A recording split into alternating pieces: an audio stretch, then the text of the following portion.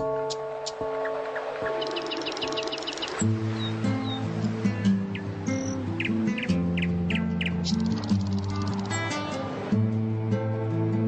من عرصه سوز و گداز است، رهی مقصود من شیب و فراز است.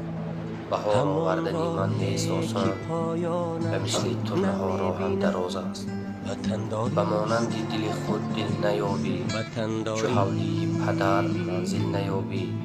نشینی با خردمندان دنیا، و مثل مادرت عاقل نیابی. پشیمان گشته از دیروزم اکنون، لبم را از سخن می دوزم اکنون. همه سوزی دلم بیهوده بوده است، برای مادرم می سوزم اکنون. دوستان عزیز، این چند دو بیتی از کتاب بهار آوردن آسان نیست است که سال 2019 چاپ شد و بعد سال 2020 همچون کتاب سال برگزیده شد در بخش نظم. و از همه عزیزان که تبریک کردن شاد شریک بودم سپاس میکنم. رهی آسان شوی مشکلی خود را همه جور، رهی آسان شوی مشکلی خود را همه جور. همان مشکل که آسانش نمیبینم وطنداریست، وطنداری.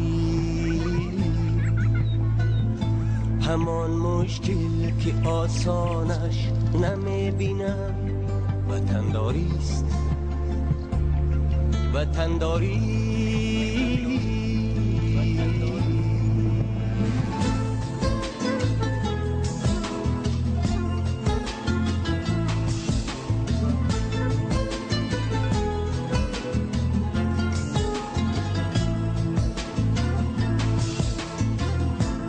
همان مرده که از تیری عدو دارد جراحت‌ها، ولی چشمانی ایانش نمیبینم وطنداریست.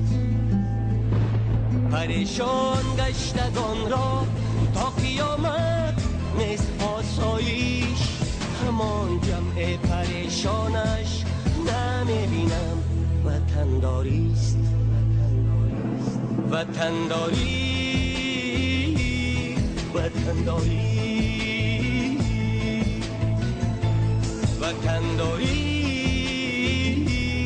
وطنداری.